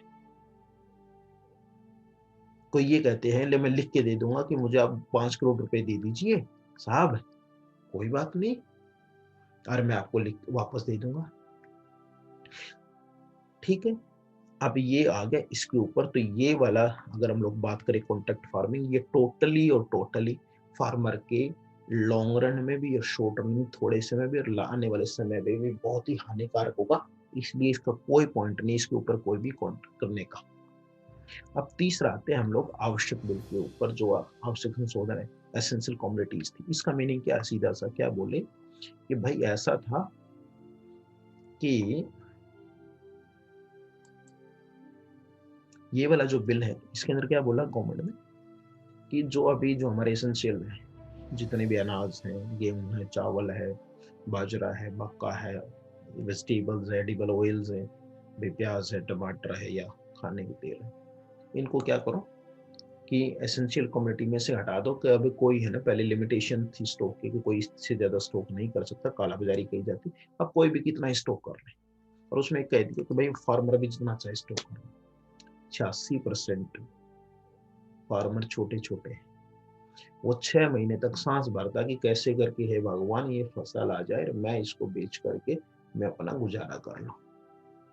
पहली बात तो उसके पास बैकअप नहीं है 6 महीने का, और उसके पास टमाटर आ गए, और वो टमाटर को अगर अपने घर में रख ले तो अगले 6 महीने खाएगा क्या, और वो बोएगा क्या, अपने बच्चे को पढ़ाएगा क्या, दवाइयां लाएगा कहाँ से, कपड़े कहाँ से पहनेगा, जूते कहाँ से लाएगा, अपना घर का काम कैसे चलेगा। और दूसरी बार मान लिया 6 महीने के लिए उसने किसी से पैसे उधारे ले भी लिए, आपके बैंक ने भी लोन दे दिया, तो 6 महीने को उन टमाटर को कोल्ड स्टोरेज में रख करके वो 2-2 किलो टमाटर कितने साल तक बेचेगा भाई? ये किसका क्या होगा? अब गवर्नमेंट ने खुला कह दिया, पहले तो चोरी छिपे करते थे ये लोग, अब उन्होंने सीधा सीधा कह दिया आप जितना सामान रखना चाहो रख लो। रखेगा कौन? जो बड़े बड़े प्रोड्यूस वो होंगे, खरीदार होंगे। अब उन्होंने क्या करा, जैसी फसल आएगी, जैसे ही फसल आने वाली है, तो इस फसल का क्या करेंगे वो लोग, ये टोटल फसल का वहां की वहां व्हीट है या राइस है या वेजिटेबल्स है या फ्रूट्स है, सब एक साथ खरीद लेंगे। और इसको खरीद करके, अब इसका मैं एक एग्जांपल देता लाइए, हर 2-3 साल में आप ट्रेंड देख रहे होंगे, एक बार तो गवर्नमेंट भी चली गई थी इसके चक्कर में। जो ओनियन आता है ना, वो लिटरली 3 से 4 रुपए किलो बिकता होता, 5 रुपए किलो होलसेल में, रिटेल में भी बिक जाता कई बार तो जब सीजन आता है, क्योंकि वो बहुत ज्यादा वेट तो कर नहीं सकते फ्रूट्स वेजिटेबल्स के केस में, फ्लावर्स के हॉर्टिकल्चर जैसे होते हैं। अब उसको क्या करा, पूरा वो खरीद लिया जाता है, दिल्ली में आजादपुर मंडी, फिर यहाँ से और है, ये खरीद लिया। अभी सारा करके कोल्ड स्टोरेज में लगा दिया। अब इसके क्या क्या 10 रुपए किलो इसका हो गया रेट। हम लोगों का क्या होता है, हम लोग जाते रिटेलर के पास, आम जो घर वाला होता है, या तो पास की रेडी पे, पास की दुकान पे जाता है, वो जाकर के बोलता है साहब 1 किलो प्याज दे दीजिए। वो बोला जी 10 रुपए किलो है। वो बोलते चलो ठीक है। 2 दिन के बाद गए, जी प्याज देना 1 किलो। बोले जी 15 रुपए। वो बहन बोलती है 15 रुपए, अरे 10 तो दिया था कल तो। बोले बहन जी ले लो, पीछे से आ नहीं रहा, नहीं तो ये 20 रुपए होने वाला। अरे अरे नहीं, झूठ ऐसे ही बोलता तू तो, 1 किलो ही दे। अब 2 दिन के बाद गई तो पता वास्तव में 20 रुपए किलो। तो हुआ क्या, हम लोग क्या बोलेंगे उसको कि ऐसा करो भाई, तू 2 किलो दे ही दे, क्या पता और बढ़े। वो कहा बहन जी ले जाओ, नहीं तो और बढ़ने वाला है। और वो 2 किलो ले लिया। तो 2 दिन के बाद पता चला ये 30 रुपए किलो हो गया। अब ये बढ़ क्यों रहा, क्या प्याज नहीं हुआ क्या? ऐसा नहीं था। उनको ये पता है जहां से पूरी मान लो दिल्ली के लिए, पूरे पंजाब के लिए, पूरे हरियाणा के लिए जहां से माल निकलता है, उसको ये पता है कि 1000 टन हमको डेली की खपत है, इतनी डिमांड है। अब उन्होंने सप्लाई कितनी दे रखी थी, 1000 ही, और इसकी वजह से रेट फिक्स हो गया मान लो 10 रुपए किलो। अब इन्होंने इस प्रॉफिट को खाना है तो क्या करेंगे, डिमांड तो 1000 रुपए ही है, 1000 किलो ही, 1000 टन ही है। उन्होंने सप्लाई क्या कर दी, 800 टन कर दी। जब मान लो सप्लाई आपकी कम हो, डिमांड ज्यादा हो, तो हमेशा प्राइस बढ़ जाता है। यानी मैं हिंदी में बोलूं तो मांग ज्यादा और पूर्ति कम हो तो प्राइस बढ़ेगा, कीमत बढ़ जाएगी। अब इन्होंने इसको बोलते आर्टिफिशियल शॉर्टेज, बनावटी कमी करना, धक्के से आपूर्ति नहीं दिखाना। अब ये 10 से 15 हो गया। अब देखा कि 15 रुपए लोग एग्री कर गए, तो अब अगली बार 70 टन की करेगा, ये 700 टन की कर देगा। पहले 800 थी, 700 टन का। इस तरह करते करते लगभग 80 रुपए किलो तक इस प्याज को ले जाता है। और गवर्नमेंट की आंखों के आगे हो रहा है, गवर्नमेंट कहीं बाहर नहीं है। गवर्नमेंट वाले कोई विदेश से नहीं आ रहे, गवर्नमेंट वाले यहीं के हैं, जो एमएलए एमपी है ना, कोई विदेश से उड़ के नहीं आ रहे। कोई वो उन्होंने ऐसा नहीं मंगल ग्रह और चांद पर रहते हैं, उनको पता ही नहीं है मार्केट के अंदर क्या हो रहा है। बट उनकी इतनी इनकम, उनको 70 रुपए किलो प्याज है या 700 रुपए किलो प्याज है या 7 रुपए किलो प्याज, उनको कोई फर्क नहीं पड़ता। जो बीएमडब्ल्यू ओडी के अंदर बैठ के जाता, लैंड रोवर में बैठ के जाता हो, पेट्रोल के लिए 80 रुपए लीटर और 8 रुपए लीटर, 800 रुपए लीटर, उनको कोई देखना नहीं, उनके नौकर भरवाते। ये तो हम लोगों के, आप मेरे और लिए समस्या है कि भाई छोटी गाड़ी, छोटी बाइक, ट्रैक्टर में तेल डलवाना तो डीजल पेट्रोल के लिए रोते रहते हैं। उन लोगों को कोई फर्क नहीं पड़ता, तो उनके तो नौकरों को फर्क नहीं पड़ता, आप मेरे उनको तो फर्क ही क्या पड़ेगा। अब बात करते हैं अपन लोग इसकी। तभी 80 रुपए, अब क्या होगा, संसद में जाके हाहाकार मचेगी, रोना धोना शुरू करेंगे वो सब मिलकर के। अब दो पार्टी है वहां, एक है सत्ता पक्ष और एक है विपक्ष। सत्ता पक्ष बोलेगा ये तो मार्केट के हाथ में, हम क्या करें। तर्क देने शुरू करेंगे, फसल खराब हो गई थी, फलानी जगह खराब हो गई, ढकनी जगह खराब हो गई थी, ये हो गया था, वो हो गया था। विपक्ष वाले क्या करेंगे, वो 4-5 प्याज लेंगे, 2-4 अपनी लेडीज लीडर होंगे, 2-4 दूसरे लीडर होंगे, थोड़े से गांव में जो नए नए अभी कुर्ते पजामे सिलवाए हैं, जिन्होंने नए नए लीडर पाके हैं, उनके गले में डाल के प्याज, 2 किलो आलू, 1 किलो टमाटर, उनको गले में करके ना वो 4-5 चक्कर काट खिंचा के फोटो डाल के फेसबुक इंस्टा पे आजकल तो आराम से जा करके फिर बढ़िया सा मस्त 250 रुपए दाल मखनी, 200-250 रुपए वाला पनीर और मिस्सी रोटी मंगवा के 700-800 1000 रुपए का खाना खा करके बोलेंगे चलो आज का प्रोजेक्ट पूरा हुआ। हाँ जी, भेज देंगे ऊपर रिपोर्ट। छोटे शहर वाले डिस्ट्रिक्ट पे डिस्ट्रिक्ट हेडक्वार्टर में, स्टेट में स्टेट वाले नेशनल लेवल पे भेज देंगे, देखो जी जगह जगह एजिटेशन करती है। फिर जो अपोज में होंगे, जो पावर वाले वो कहते फिरेंगे अरे रोना होता है इनको, क्या प्याज कभी टमाटर के लिए बोलते रहते। फिर वो थोड़े से दूसरे आएंगे जो सत्ता पक्ष के होते हैं, अरे क्या 80 रुपए प्याज, 100 रुपए प्याज, तुम ये देखो फलानी जगह मंदी तोड़ा था उसके लिए ये कर दिया। फिर वो धर्म के नाम पे, फिर एजुकेशन के नाम पे, कास्ट के नाम पे, क्रीड के नाम पे आधे लोग फिर उसको गंद फैलाना शुरू करते होते हैं। ये देख नहीं रहे वो अलग इश्यू है, और ये आम कॉमन मैन को प्रॉब्लम हो रही है इन चीजों की वजह से वो है। और इसका फायदा किसान को कभी नहीं मिला, किसान से तो 4-5 रुपए किलो ही बिक लिया था ये। अब ये 80 रुपए जो किलो गया है, ये हुआ स्टोरी है। पहले तो ये चोरी छिपे से होता, हालांकि उन गवर्नमेंट के नीचे ही हो रहा था, और अब तो लीगलाइज कर दिया, तो जो करना भाई करो तुम। अब तो कोई लीगली एक्शन ही नहीं ले सकता, ये सिस्टम ही खत्म कर दिया। तो इसलिए अब अगर हम लोग इसकी बात करें तो ये वाला लॉ भी हमारे फेवर में नहीं, एसेंशियल कमोडिटीज वाला भी। तो दोस्तों ये था हमारा आज का पॉइंट। अब एक दो पॉइंट इसमें और कहता हूं जो हमारे आजकल इकोनॉमिस्ट हैं जो वो लोग कहते रहते हैं। अब इकोनॉमिस्ट कहते हैं कि यार ये इतनी बड़ी सब्सिडी दे रही हैं, मैं फेसबुक पे पढ़ रहा था, कई लोग ज्ञान झाड़ रहे थे किसानों को, देखो ट्रैक्टर के लोन पे सब्सिडी मिलती है या इंटरेस्ट रेट कम है, यूरिया पे है, पोटेशियम पे, जिंक पे, एचवाई सीड से, एग्रीकल्चर इम्प्लीमेंट्स के ऊपर, सोलर के ऊपर, एडिबल ऑयल, वो जो पेट्रोल डीजल मिलता है उसके ऊपर मान लो सब्सिडी मिलती है। मतलब उनको ये था कुल मिलाकर के किसान को सारी चीजें फ्री में मिलती हैं, किसान बिल्कुल घर में फ्री का बैठा रहता है, वो 2 दाने डालता है, आधा किलो 2 किलो 4 किलो बीज डालता है गेहूं का, और 20 50 क्विंटल है गेहूं उगा लेता है, थोड़े से 5 4 किलो दाने धान के, 20 किलो दाने धान के डालता है, और वो 100 मन, हरियाणवी भाषा में मन बोलते बेसिकली, क्विंटल की अगर भाषा में बात करूं तो 20 क्विंटल 30 क्विंटल वो धान उगा लेता है। उनको ऐसा लगता है यार फ्री वाला है, ऐसा कुछ नेचर फ्री में, बल्कि कई तो लोग तो कहते हैं या तो हम तो पोल्यूशन, वो तो लोग मस्ती मार रहे हैं। हम लोगों को देखिए, हमने पोस्ट ग्रेजुएट किए, 30,000 की नौकरी करे, 50,000 की नौकरी पे फेसबुक पे आ रखे थे कमेंट्स, तो मैं उन लोगों को थोड़ा सा बोलना चाहता हूँ, साहब फार्मर को कोई टैक्स नहीं देना पड़ता, फार्मर को सिर्फ एक एग्रीकल्चर टैक्स नहीं देना, वो उससे छोड़ रहा है, वो बात सच है।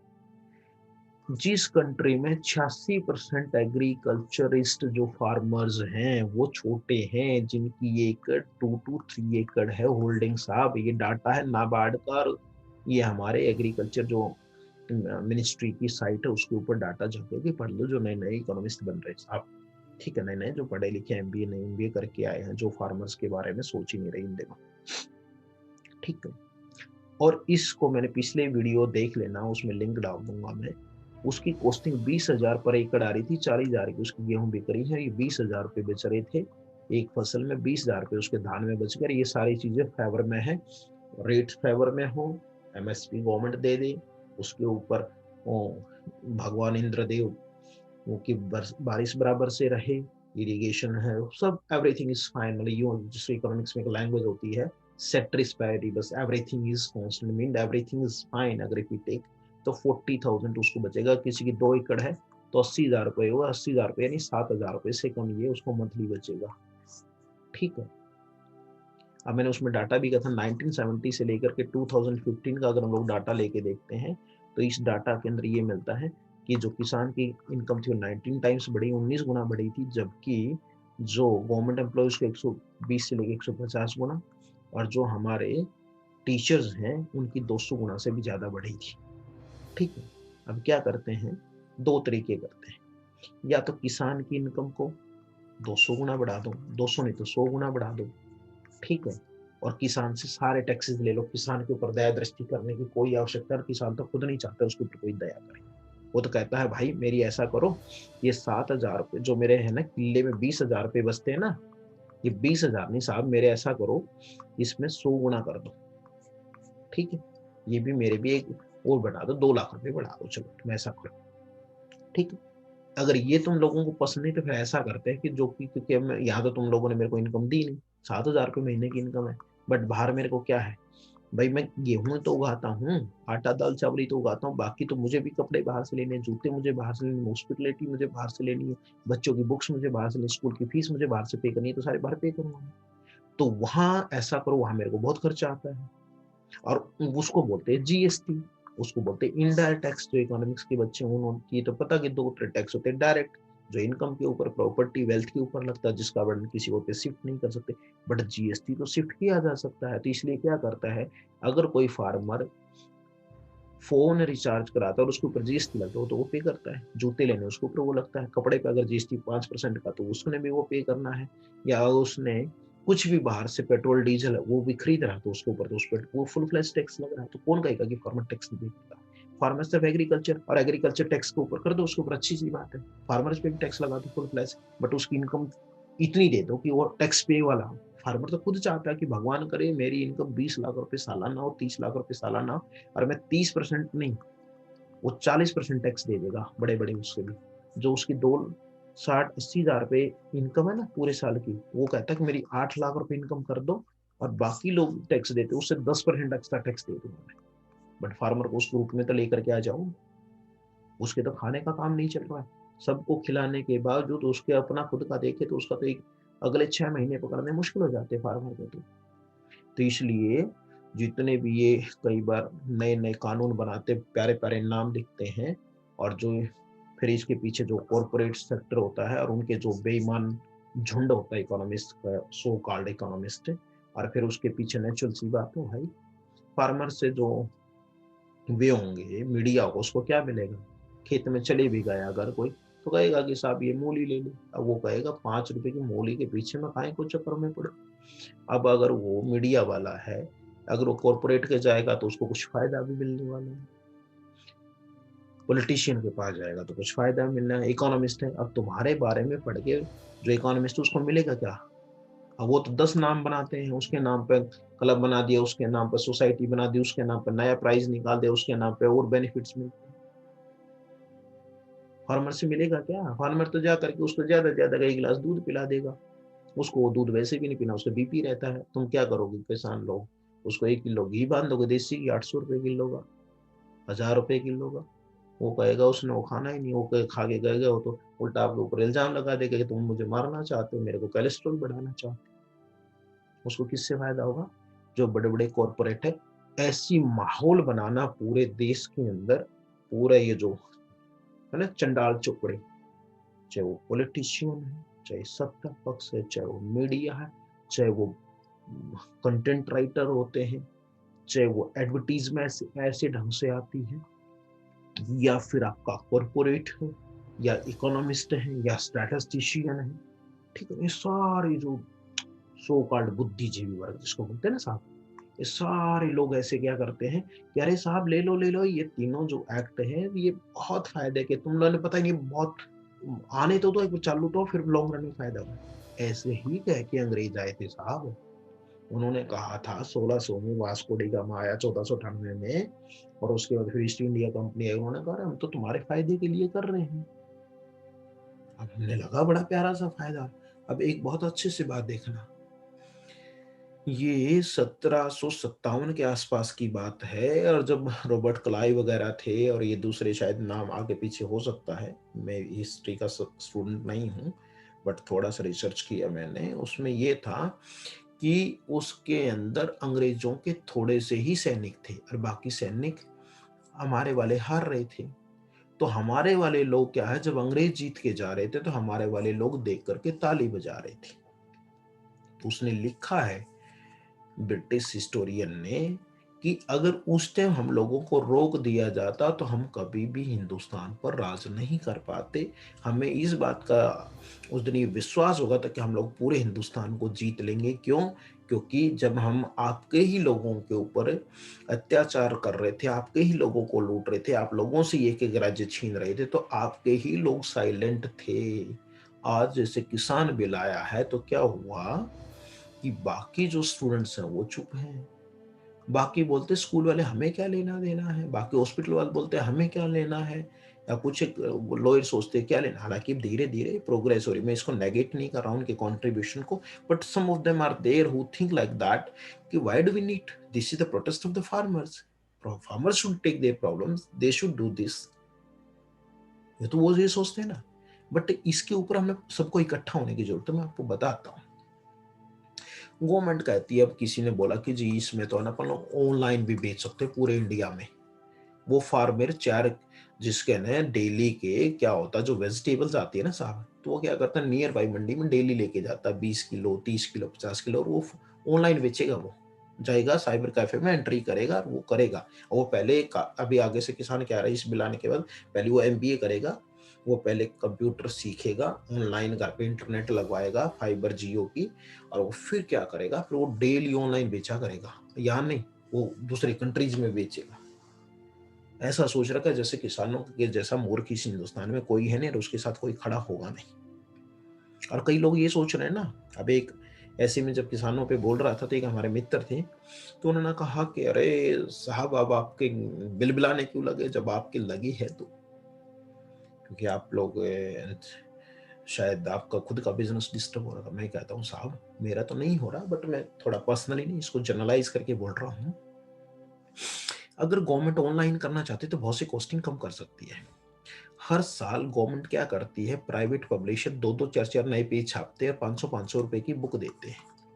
सीबीएसई एग्जाम कंडक्ट करती है और 11 से 12 लाख बच्चे अपीयर होते हैं सीबीएसई में।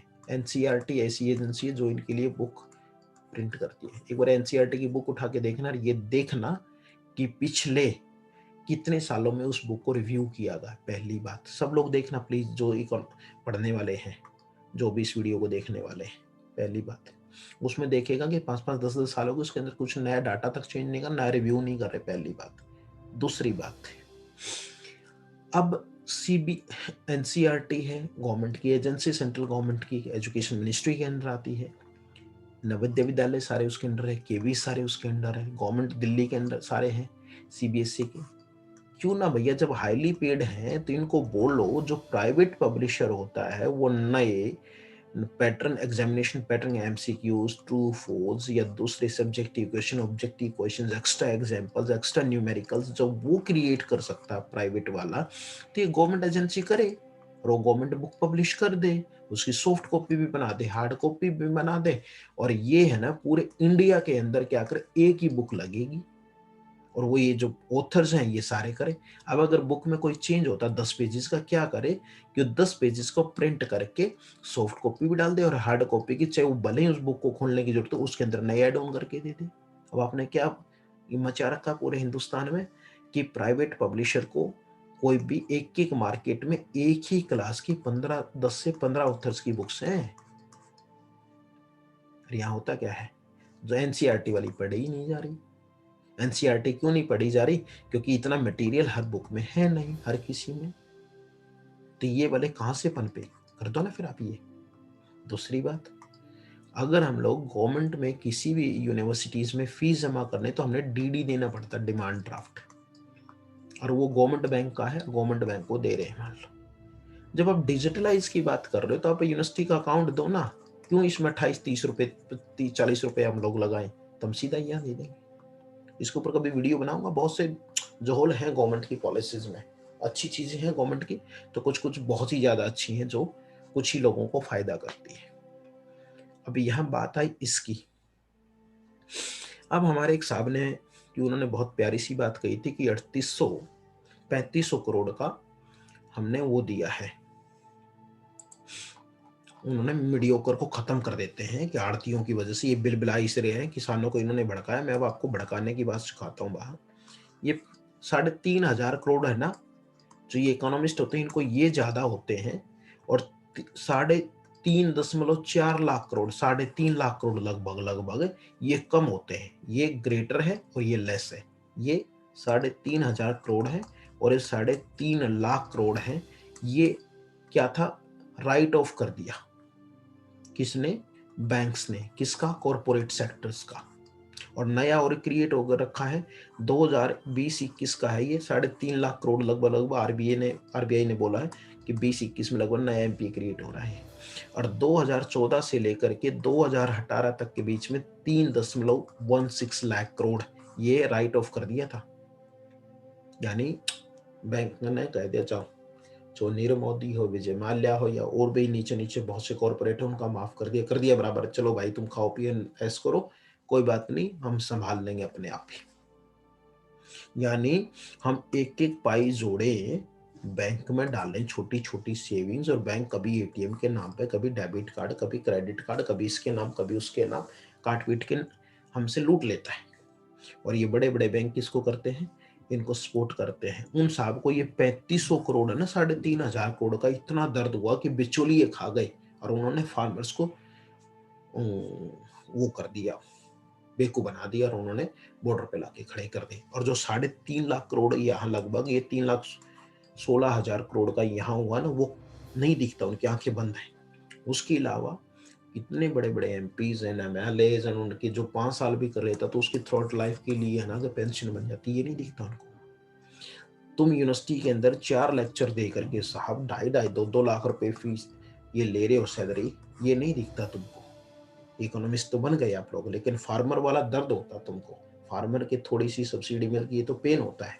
अब मैं चलो 1-2 डाटा और है, उन्हीं की भाषा में बात करता हूँ, शायद समझ में आएगा सबको।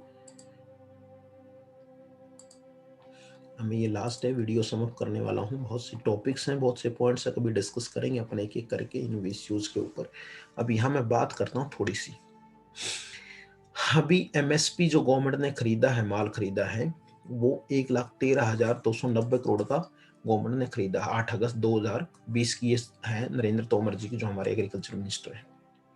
कृषि क्षेत्र के लिए उन्होंने 1,30,485 करोड़ रुपए एलोकेट किए थे। 2020-21 में 1,34,399 करोड़, यहाँ थोड़ा सा इंक्रीमेंट किया।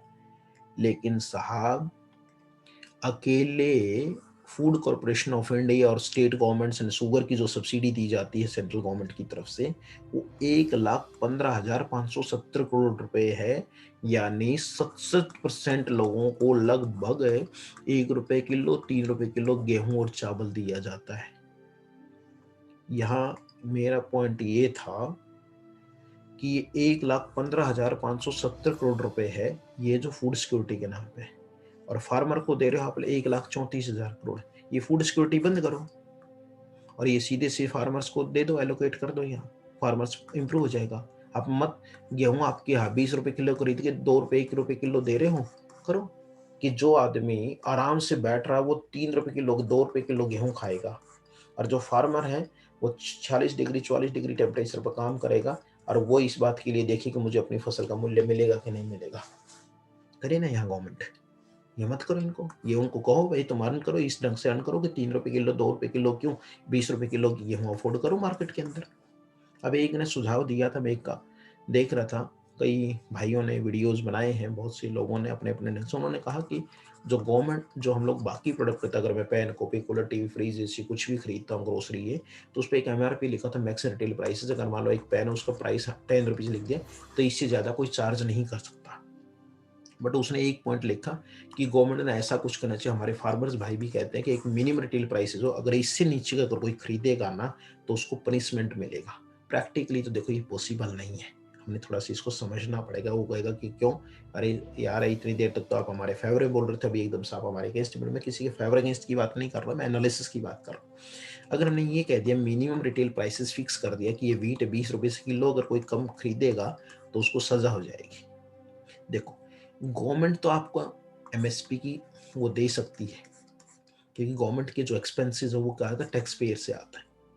प्राइवेट बायर क्या करेगा, अगर इंटरनेशनल मार्केट के अंदर मान लो मार्केट प्राइसेस डाउन है, तो गवर्नमेंट के रूल्स रेगुलेशन तो ऐसे हैं कि वो बाहर से इंपोर्ट कर लेगा बीट। मार्केट में 20 रुपए किलो है और उन्होंने बाहर से इंपोर्ट करके मार्केट में 16 रुपए किलो लेकर के आ गई। तो अगर कोई आपके इसके ऊपर, अपन लोग प्राइवेट बायर को तो फोर्स नहीं कर सकते कि 20 रुपए किलो से वो कम खरीदेगा तो जेल होगी। हाँ, बट यहाँ एक हो सकता है, वो क्या, कि जिनको ये गवर्नमेंट 1 से 2-3 रुपए किलो की आदत डाल रखी है ना साहब, ये लोग एक्चुअल में पुअर होंगे। मैं ऐसा तो नहीं कहता कि नहीं होंगे पुअर, बट ऐसा भी नहीं है कि ये बाकी चीजें अफोर्ड नहीं करते। अगर 3 रुपए किलो गेहूँ, 2 रुपए किलो चावल गवर्नमेंट यही दे रही है, क्या इसको जूते भी फ्री दे रही है, क्या कपड़े भी फ्री दे रही है, क्या मोबाइल का सिम भी फ्री दे रही है, क्या वो कॉल भी फ्री दे रही है, इंटरनेट भी फ्री दे रही है, क्या वो मूवीज नहीं देखते क्या?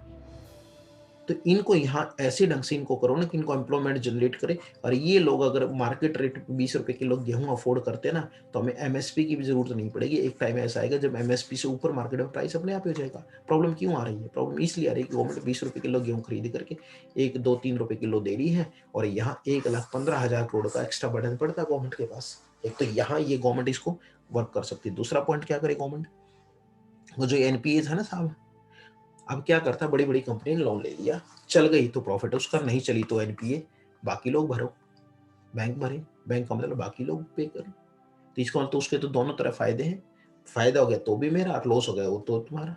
तो ये तो चलने दो, फिर उनको प्रॉब्लम क्या है? फिर रिस्की कहाँ होगा बिजनेस? रिस्की तो फार्मर का हुआ। अगर फार्मर का लोन बैंक से लिया, अगर नहीं हुआ तो उसकी जमीन जाएगी, और यदि ले भी लिया उसका हो गया तो उसने वो टैक्स और वो सब वैसे ही पे करने हैं। Tax in the sense GST तो पे करेगा ना, बाकी आर्टिकल्स जो खरीदता है। तो ये है। और तीसरा इसके अंदर क्या है सॉल्यूशन, कि क्रॉप डाइवर्सिफिकेशन का टाइम आ गया। अब हमने वर्ल्ड के साथ कहीं ना कहीं compete करके तो दोस्तों चलना पड़ेगा। तो डाइवर्सिफिकेशन के अंदर क्या, हमने ये देखना पड़ेगा गवर्नमेंट ऐसे ढंग से कुछ करे कि एक तो वर्ल्ड मार्केट में क्या चल रहा, किस क्रॉप का क्या प्रोडक्शन चल रहा है, state wise, country wise, India में स्टेट वाइज, डिस्ट्रिक्ट वाइज, कि किस गुड का प्रोडक्शन है, एक ही इसके ऊपर वर्क करें, ताकि इंटरस्टेट ये देखा जा सके हमने कौन सी गुड का प्रोडक्शन है यहाँ करें, कौन सी का। ऐसा तो होना कि हम लोग यहाँ भी वही गुड प्रोड्यूस कर रहे हैं यहाँ भी, और उस गुड का सरप्लस प्रोडक्शन हो जाए। देखो हमने ये ध्यान रखना पड़ेगा, जो भी फार्मर प्रोड्यूस करता है वीट, राइस, एडिबल ऑयल्स के लिए, मस्टर्ड, हैंड एंड ऑल, वो ऐसी गुड है जो हमारे खाद्य पदार्थों में जनरली यूज होने वाली है, ठीक। और उसकी जो नीड होती है ना, वो एक ऐसी जो एक लिमिट तक करेगा। प्राइस कम होगा तब भी उतनी होगी, प्राइस ज्यादा होगा तब भी उतनी, उससे ना तो कम करेगा ना कोई ज्यादा। जिस तरह मेरे को गेहूं का मैं एग्जांपल कोट करता हूँ, ये प्योर इकोनॉमिक्स है, इनइलास्टिक गुड्स बोलते हैं इसको, ठीक है। जो इकोनॉमिक्स के स्टूडेंट वो समझ जाएंगे। गेहूं है 20 रुपए किलो है, तब भी मुझे 1 केजी खरीदनी मान लो, और 30 होगी तभी भी 1 केजी ही खरीदूंगा, और 10 रुपए केजी होगी तभी भी। अगर मार्केट के अंदर किसी गुड की सप्लाई ज्यादा हो जाती, प्रोडक्शन आपने वीट का बहुत ज्यादा कर लिया, और गवर्नमेंट एमएसपी मान लो नहीं दे रही है, मार्केट प्राइस है, तो वीट का प्राइस तो डाउन आ जाएगा, और डाउन आएगा तो फार्मर ने, किसी भी आदमी ने उतना नहीं खरीदनी है। मान लो डिमांड ग्रेटर, अगर सप्लाई कम है, प्राइस ऊपर चला गया तब भी इतनी खरीदनी है। तो इसलिए ये कहना कि कोई भी व्यक्ति, प्राइवेट बायर भी एमएसपी से नीचे खरीदेगा तो उसके ऊपर सजा होनी चाहिए। फिर तो गवर्नमेंट क्या करेगी, एमएसपी तो फिक्स कर देगी, और अपना जितने परसेंट खरीदना होगा टोटल प्रोडक्शन का 20%, 50%, 60% खरीद लेगी। बाकी गवर्नमेंट कह देगी नहीं मैं नहीं खरीद रही, तुम प्राइवेट बायर को बेचो। प्राइवेट बायर के ऊपर आपने फिक्स कर दिया कि इससे कम कोई खरीद नहीं सकता, तो वो क्या करेगा, खरीदेगा ही नहीं आपसे। वो क्या करेगा, किसी और से खरीद लेगा, आपसे नहीं खरीदेगा, वो ओपन मार्केट से खरीद लेगा, जहां बाहर से इंपोर्ट कर लेगा वो। तो आपका तो माल घर पे रह गया, इधर फार्म गवर्नमेंट नहीं खरीद रही और इधर वो प्राइवेट बायर नहीं खरीद, क्योंकि no buyer can be force to buy a product at the price which you want. Seller can never force, seller can create such a situation, you will have to sell him. ये तो हो सकता है, जैसे अब ये बड़े बड़े मार्केट में प्लेयर्स आएंगे तो ये क्या करेंगे, आपको फोर्स ऐसे ढंग से कर देंगे, आपने उन्हीं को माल बेचना, क्योंकि मार्केट में कोई है ही नहीं, ठीक है। इसके ऊपर शायद लंबा वीडियो हो गया, मैंने टाइम देखा बट मुझे लगता है काफी लंबा हो गया हुआ वीडियो ये। बट एनीवे, ये एक डिस्कशन करना जरूरी था। दूसरा, गवर्नमेंट इनके एनपीए के ऊपर वर्क करें कि एनपीए ना हो, सो दैट वहां का लॉस ना हो कंट्री को। तीसरा, क्रॉप डाइवर्सिफिकेशन के ऊपर एक एनपीपी होता है, नाइट्रोजन। गडकरी जी बोल रहे थे, बहुत अच्छा उन्होंने बोला है, ऐसा नहीं कि गवर्नमेंट जो बोलती है वो सारा अगेंस्ट होता है। नाइट्रोजन, फास्फोरस एंड पोटेशियम के ऊपर ये किसी भी लैंड के एक चेक करना होता है। अगर उन्होंने एक एग्जांपल कोट किया, अगर 0.8 कार्बन ऑर्गेनिक है तो वहां गन्ना 100 टन हो रहा था। अगर ये 0.3 से 0.2 ऐसे ऑर्गेनिक कार्बन है किसी लैंड के अंदर, तो ये मुश्किल से 25 से 40 टन गन्ना हो रहा था। तो अगर अब ये लैंड चेक कर ली जाए पूरी इंडिया की, हर village wise, with the help of जो सरपंच होते हैं, जिस तरह करके पंचायत जो होती है उसकी हेल्प से, या जैसे भी गवर्नमेंट सेट करे, तो वहां में ये पता चल जाएगा कि कौन सी लैंड किसके लिए स्टेबल है, उसकी किसके लिए इरिगेशन है, और उस क्रॉप पैटर्न को कीपिंग विद द पूरे country, keeping with the whole world, ये देखा जा सकता है किस गुड का प्रोडक्शन करे, किसका प्राइसेस ऐसा है जिससे फार्मर्स की इनकम को बढ़ाया जा सके। उसकी इनकम बढ़ाने का एक तरीका है हम लोग प्रोडक्टिविटी बढ़ाएं, और दूसरा हम लोग वो गुड का प्रोडक्शन करें जिसकी मार्केट में प्राइसेस हैं। ऐसा ना हो कि पूरा इंडिया एक ही तरह के क्रॉप पैटर्न को प्रोड्यूस कर रहा है और वहाँ एक्सेस प्रोडक्शन हो गया, वर्ल्ड में भी वही गुड प्रोड्यूस हो रही जो हम लोग बहुत ज़्यादा कर रहे हैं, और एक्सेसिव प्रोडक्शन की वजह से फिर सप्लाई ज़्यादा हो जाए, डिमांड कम की वजह से प्राइस मार्केट में कम आ गया, तो हर बार तो गवर्नमेंट को भी फोर्स नहीं कर सकते। और एमएसपी के ऊपर तो फिर ये होएगा कि कुछ जगह तो एमएसपी को वर्क कर जाएगी, बट गवर्नमेंट क्या करती है, एमएसपी तो फिक्स कर देगी और आगे भी फिक्स कर देगी, ये कह देगी हम नहीं खत्म करेंगे, बट एमएसपी में ये कहीं नहीं लिखा कि एक एक दाना खरीदेगी गवर्नमेंट। वहां जाके फार्मर फिर फंस जाएगा। वहां ऐसा बिल्कुल भी नहीं कह रही गवर्नमेंट कि हम लोग हर किसान का और हर दाना खरीदेंगे, तो यहाँ के फिर इश्यूज हैं। तो दोस्तों, ये बहुत से हमारे इश्यूज थे जिसके अंदर हमने डिस्कस करने की जरूरत है। इसको अगर आपने इसको लाइक किया, आपको अच्छा लगा, तो मेरे साथ इसके कमेंट शेयर करना, डिस्कस करना। और हमने ये बात बिल्कुल सच है कि तीनों एक्ट फार्मर्स के लिए ना शॉर्ट रन में ना लॉन्ग रन में बेनिफिशियल हैं। इसके अंदर अगर कोई चेंजेस भी होता है तो वो चेंजेस ऐसे ढंग से हो जो फार्मर को हेल्प करे, फिर तो ठीक है, और वो दिखना ऐसा हो कि वो अच्छा लगेगा। एक होता है लगना और एक होना, दोनों में बड़ा अंतर होता है। ऐसा लग रहा है शायद पैसा आने वाला हाथ में, लगना और एक्चुअल हाथ में आने में पैसे में बहुत अंतर होता है साहब। तो वही वाला इनमें। और जो तथाकथित मीडिया, तथाकथित गवर्नमेंट के समर्थक और सो कॉल्ड इकोनॉमिस्ट और blog writer and all this and that, Twitter and Insta and ये, तो ये वैसे भी किसान मानने वाला नहीं है। किसान भोला जरूर है बट वो पागल नहीं है। और दूसरी बात, लोगों को क्या लगता है किसान कैसे होने चाहिए, उसी तरह का 1960s का किसान होना चाहिए, फटी सी धरती होनी चाहिए, सिर पे खिंड का या कोई भी कपड़ा होना चाहिए और टूटे हुए थोड़े जूते हो तो अच्छा सा लगेगा, इस तरह का किसान सा होना चाहिए। वो कभी ये देखने की जो सोचता ही नहीं है। वो आज का किसान समृद्ध होना चाहिए, आज का किसान यूरोप के साथ compete करने वाला होना चाहिए। आज का किसान का जो सरप्लस वहाँ लेबर थी उसको निकाल करके हमने जॉब क्रिएट करके देना होगा, और वहाँ एग्रीकल्चर में सिर्फ इतने ही हम लोग फार्मर रहें, इतने ही लोग वहाँ काम करें जितनी उसकी रिक्वायरमेंट है। बाकी का जो सरप्लस लेबर है वहाँ से हमने बड़ी बड़ी हमने जॉब क्रिएट करनी पड़ेगी। गवर्नमेंट ऐसी पॉलिसी क्यों नहीं लेकर के आती कि वहाँ स्मॉल स्केल इंडस्ट्रीज को फार्मर्स के साथ डेवलप किया जाए। उनके पास ऐसा क्यों नहीं करे कि उनके फार्मर्स को, फार्मर्स के बच्चों को एग्रीकल्चर से ही न्यू प्रोडक्ट प्रोड्यूस करने के लिए ट्रेन करें। आप क्यों ऐसा कुछ ही लोगों के हाथ में दोबारा इनकम को कॉन्सेंट्रेट करना चाहते हो? क्यों ये नहीं चाहते कि छोटी छोटे सब लोगों के पास इनकम इक्वल? इससे तो और इनइक्वलिटी बढ़ जाए, अमीर और अमीर हो जाए, गरीब और गरीब हो जाएगा। इससे दोनों के, अब कई लोगों ने बोला कि इससे क्यों बड़ी कंपनियां अमीर होंगी। मैंने एक पोस्ट डाली थी फेसबुक पे कि अमीर अमीर होगी कंपनी और गरीब फार्मर क्यों होगा भाई? सीधी सी बात है, पूरी मार्केट में अगर 5-7 प्लेयर ही खरीदेंगे तो बेचेंगे भी तो वही। ये क्यों भूल जाते हो, अगर पूरी मार्केट के अंदर 4 लोगों ने, 5 लोगों ने पूरे इंडिया की वीट को खरीद लिया, 10 लोगों ने वीट को खरीद लिया मान लो, तो वीट से बनने वाले जितने भी प्रोडक्ट होंगे बेचेंगे भी तो 10 है। उस टाइम तो अपना प्राइस हाई रखेंगे कि नहीं रखेंगे? अगर बेचने वाले कुछ ही हों तो भी वो अपना प्राइस हाई रखेंगे, खरीदने वाले कुछ हों तो भी वो अपनी प्राइस रखेंगे। जिसके पास जितना ज़्यादा मार्केट साइज पावर होगी, कैप्चर होगा, वो हमेशा लीडर होता है, डिटरमिन करने वाला था प्राइस का, इधर वो बायर हो या सेलर। प्योर इकोनॉमिक्स से पूरे वर्ल्ड का रूल है, इसमें कोई ज़्यादा सही फ्रॉम देन जैसा नहीं है। ठीक है, तो सो दोस्तों, हाँ, सब लोगों का ये समय है, ये कोई गलती बेशक बिल्कुल भी ना करें कि ये फार्मर्स का बिल है। ये बिल बेसिकली पूरे इंडिया के सारे सेक्टर्स को इफेक्ट करने वाला है। और अगर फार्मर्स के साथ ऐसा होता तो ये ध्यान रखना कि ये कहीं ना कहीं गवर्नमेंट स्टाफ में जो टीचर्स उसको भी इफेक्ट करने वाला है, कहने का लो इनकम ग्रुप के लोग उनको भी करने वाला है, जो फार्मर्स के अलावा लेबर क्लास उसको भी इफेक्ट करने वाला है। आज इनकी बारी था, कल अपनी बारी है। कल देखो, अब इसका एग्जाम्पल कोट करता हूँ। जब गवर्नमेंट वॉलमार्ट आ रहा था तो सारे किस जो ये थे छोटे छोटे दुकानदार, उन्होंने विरोध किया कि अरे ये आएगा तो खत्म हो जाएंगे। अब पीछे सी बात चल रही थी, जब मार्केट बंद कर रखी थी कोविड की वजह से और ऑनलाइन चल रहा था, सारे लोग चिल्ला रहे थे अरे अरे ये ऑनलाइन कर दिए तो ऑनलाइन का बहिष्कार करो।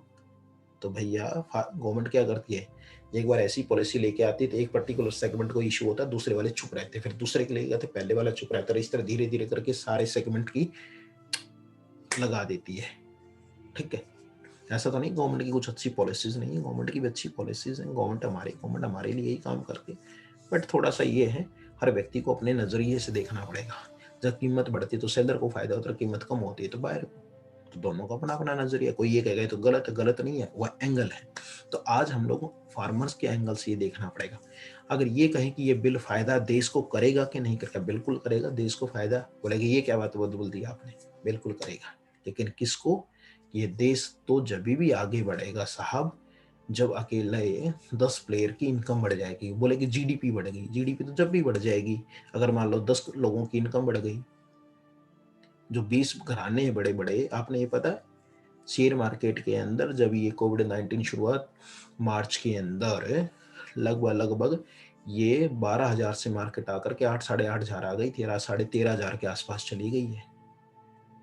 और जो बड़े बड़े बिजनेस घराने थे, अंबानी थे, दूसरे थे, वो थे जिनकी 7-8 लाख करोड़ पे आ गई थी, वापस 15 लाख करोड़ क्रॉस कर गई। वो जीडीपी तो उनसे भी बढ़ जाएगी। जीडीपी बढ़ने से अकेला हमारे को कोई फायदा नहीं होने वाला, हमारे को तो हमारी इनकम बढ़ने से। जीडीपी बढ़ने का अर्थ ये बिल्कुल नहीं होता कि वो देश हैप्पी होगा। हैप्पी उस बात से होगा अगर लोगों के पास रिसोर्सेज सबके पास होंगे तो। इस जो कानून आएंगे उससे देश को फायदा जरूर होगा, ले लेकिन देश के 15 करोड़ किसान और छोटे इनकम ग्रुप के लोगों को कोई फायदा ना होगा। इसका सिर्फ फायदा होगा किसको? जो बड़े बड़े बिजनेस हाउसेज होंगे और या थोड़ी सी उनके नीचे लोग बड़ी बड़ी उस पर जॉब करेंगे, बोलेंगे जी जॉब क्रिएट करेंगे। एक बिग बाजार आया, उसने 50 सदर बाजार वालों का बिजनेस खो दिया और अपने नीचे 50 लड़के रख लिए 20-20 हजार रुपए के। तो 20 हजार के लड़कों से हो गया काम। तो किसके हाथ में पैसा गया? सारा बिग बाजार के हाथ में। तो भैया इसलिए सोचना होगा। एनीवे दोस्तों, बहुत बहुत धन्यवाद।